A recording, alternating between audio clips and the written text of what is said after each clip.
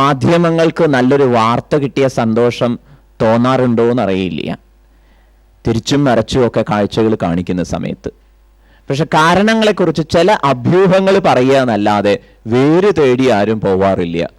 വാസ്തവത്തിൽ ഒരു ഹത്യ സംഭവിക്കുമ്പോൾ അതിൻ്റെ പിറകിലെ കാരണങ്ങൾ മുഴുവൻ വിശകലനം ചെയ്ത് അവതരിപ്പിക്കണം. കാരണം അത് മറ്റുള്ളവർക്ക് പാഠമാണ്. മറിച്ച് അതിനെ ഗ്ലോറിഫൈ ചെയ്യാൻ പോയി കഴിഞ്ഞാൽ തെറ്റായ സന്ദേശവും പകരുന്നുണ്ടാവുക.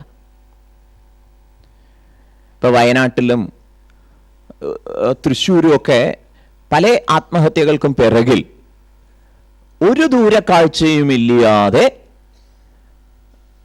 ചാടിയിറങ്ങി വന്നുപോയ അപകടങ്ങളാണ് എന്ന് കാണാൻ കഴിയും. അതുകൊണ്ട് ശരിയായ കണക്കുകൂട്ടലുകൾ വേണ്ടേ, നിൽക്കാനൊരിടം ഉറപ്പുവരുത്തുക. ഇവിടെ വേറൊരു അപകടം കൂട്ടി ചൂണ്ടിക്കാണിച്ചത് ഭൂമി വിൽക്കുക എന്നുള്ളതാണ്. പണ്ട് എന്തൊക്കെ വന്നാലും ശരി നിലമുള്ളത് കൊടുക്കില്ല, വിത്തെടുത്ത് ഉണ്ണില്ല. ആ വിവേകമൊക്കെയാണ് നഷ്ടപ്പെട്ടിരിക്കുന്നത്. ശരിക്കും അടിപൊളി സംസ്കാരം. ഭൂമി എന്നുള്ളത് നമുക്ക് നിൽക്കാനുള്ള ഇടമല്ലേ, അത് പൊളിച്ചു കളയുക എന്ന് പറഞ്ഞാൽ അതിനെയാണ് അടിപൊളി എന്ന് പറയുക. എന്നിട്ട് പല ആകർഷണങ്ങളുടെയും പിറകെ പോവുക. പല ആകർഷണങ്ങളും ഇപ്പം അമേരിക്കയിലൊക്കെയുള്ള ഒരു സംഭവത്തെക്കുറിച്ച് സ്വാമിക്ക് മനസ്സിലാവുന്ന ഭാഷയിൽ ഒരാൾ പറഞ്ഞു തരുമായിരുന്നു. നമുക്കിത് ഇങ്ങനെ തലേ കയറണ്ടേ. ഇപ്പം ചോദിച്ചപ്പോൾ ഒരാൾ പറഞ്ഞു, സ്വാമി ഇപ്പം ഒരു സാധനം ഇതിന് ഞാൻ പറയുകയാണ് 50,000 രൂപ വിലയുണ്ട്. എൻ്റെ സുഹൃത്തുക്കളും അല്ലെങ്കിൽ മറ്റു ചിലരും ഇത് ഏറ്റു പറഞ്ഞു. അങ്ങനെ ഇതിന് 50,000 രൂപ വില വന്നു. ഞാനത് ഒരാൾക്ക് കൊടുത്ത് 50,000 രൂപ വാങ്ങിച്ചു. അയാൾ അഭിമാനിക്കുന്നത് എൻ്റെ കയ്യിൽ 50,000 രൂപയ്ക്കുള്ളൊരു സാധനം ഉണ്ട് എന്നാ. എന്നോ ഇതിൻ്റെ ഒരു ശരിയായ വിലയിരുത്തൽ അന്നത്തെ മാർക്കറ്റ് അനുസരിച്ചും മറ്റു നിലയിലൊക്കെ നിർവഹിച്ചു നോക്കിയപ്പോൾ ഇതിന് 5,000 രൂപയെ വിലയുള്ളൂ എന്ന് കണ്ടെത്തിയെന്ന് വിചാരിക്കുക. 50,000 എൻ്റെ കയ്യിലുള്ളതെന്ന് അവകാശപ്പെട്ട ആള് പെട്ടെന്ന് 5,000 ഉള്ളൂ എന്ന് തിരിച്ചറിയുമ്പോൾ കണക്ക് കൂട്ടലുകൾ പലതും അപകടത്തിലാവും. ആള് പിന്നെ മാനം കാക്കാൻ ആത്മഹത്യ ചെയ്യുക അല്ലാതെ മറ്റു നിർവാഹമില്ല എന്നുള്ള അവസ്ഥയിലാവും. സ്വാമി ഇത് സൗകര്യത്തിന് വേണ്ടി 50,000 കണക്കാണ് പറഞ്ഞത്. അവരുടെയൊക്കെ കാര്യത്തിൽ ഇത് കോടികളുടെ കണക്കാവും. മനസ്സിലാവുന്നില്ലേ?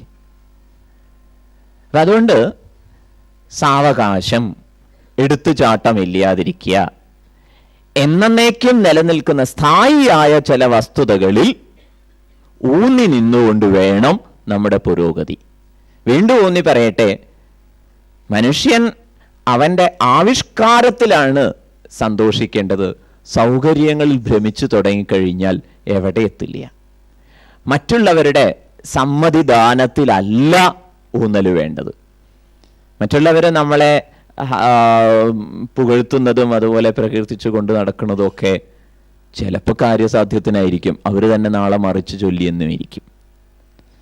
കാതലുള്ള കാമ്പുള്ള ഒരു ജീവിതം, അതിന് പലതും പരിഗണിക്കേണ്ടതുണ്ടെന്ന് തോന്നുന്നു. ആലോചന പുരോഗമിക്കട്ടെ. ഇൻവെസ്റ്റ്മെൻറ്റ് എന്തായാലും അതിൻ്റെ പുറകിൽ ഉള്ള ഉദ്ദേശശുദ്ധി ശരിയാണെങ്കിൽ ആ ഇൻവെസ്റ്റ്മെൻറ്റ് നല്ല ഫലം തന്നെ തരുന്നതാണ് ശരിയായിട്ട് പറയാനുള്ളത്. എന്താ വെച്ച് കഴിഞ്ഞാൽ ഇപ്പം ഇന്ന് എല്ലാവരും ഇൻവെസ്റ്റ്മെൻറ്റ്, ഇന്നിപ്പോൾ എല്ലാവരുടെയും ശരിക്കും പറഞ്ഞാൽ ജീവിത ലക്ഷ്യം പണം ഉണ്ടാക്കുക എന്നുള്ളത് തന്നെയാണ്. പണം ഇല്ലാത്തൊരു സൊസൈറ്റി എന്ന് പറഞ്ഞാൽ ഇന്ന് പണം ഇല്ലാത്തൊരു സ്ഥാനമില്ല ഈ സൊസൈറ്റിക്ക്. അപ്പോൾ പണം ഉണ്ടാക്കേണ്ട ആവശ്യമാണ്, പക്ഷേ പണം മാത്രമാണ് ലക്ഷ്യം. ഈ പണം, നേടിയ പണം എന്തിനു വേണ്ടി ഉപയോഗിക്കണം, എങ്ങനെയാണ് ഉണ്ടാക്കിയിട്ട് എങ്ങനെ അതുകൊണ്ട് നമുക്ക് എന്ത് ഗുണമാണ് ചെയ്യണമെന്നുള്ളത് ആലോചിക്കാൻ പോലും ഇന്നത്തെ ജനറേഷന് സമയം കിട്ടുന്നില്ല. ടെൻഷനാണ്. ഇപ്പം ഇത്രയൊക്കെ പണം ഉണ്ടെങ്കിൽ എല്ലാവർക്കും ടെൻഷനാണ് ഇന്ന് ജീവിതത്തിൻ്റെ പുറകിൽ. എന്താ കാരണം എന്ന് വെച്ച് കഴിഞ്ഞാൽ അത് പണം ഉണ്ടാക്കണം ലക്ഷ്യം മാത്രമേ ഉള്ളൂ. അതിൻ്റെ പുറകിലുള്ള ഉദ്ദേശശുദ്ധി അല്ലെങ്കിൽ ആ ഒരു മൂല്യം കൊടുക്കാത്ത ഒരു ലക്ഷ്യമാണ് എല്ലാവർക്കും. അപ്പോൾ ഇത് തന്നെയാണ് ഇന്ന് കുട്ടികൾ പഠിക്കുന്നത്. കുട്ടികളോട് സ്നേഹം ഷെയർ ചെയ്യുന്ന പോലും അവർക്ക് മെറ്റീരിയൽ തിങ്സ് വാങ്ങിക്കൊടുത്തിട്ടാണ് ഇന്ന് പേരൻസ് അധികം കാണുന്നത്. അപ്പോൾ കുട്ടികൾക്കൊരു മത്സരബുദ്ധി വരെ ഇതൊന്നും വരുന്നുണ്ട്.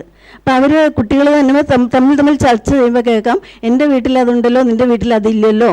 അപ്പോൾ ഇങ്ങനെ ഒരു മത്സര ബുദ്ധി കൊച്ചുകുട്ടിയിൽ വരെ വളരുകയാണ് ചെയ്യുന്നത്. കാരണം അതിൻ്റെ കുട്ടിക്ക് കുട്ടി പോലും ഇത് കണ്ടുപഠിക്കുകയാണ്, ഒരു ലക്ഷ്യമില്ലാത്ത ജീവിതം. അപ്പോൾ നമ്മൾ പറഞ്ഞ പോലെ ഇൻവെസ്റ്റ്മെൻറ്റ് ശരിയായാലും നമുക്കതുകൊണ്ട് വിനാശം മാത്രമേ ഉണ്ടാവുന്നുള്ളൂ.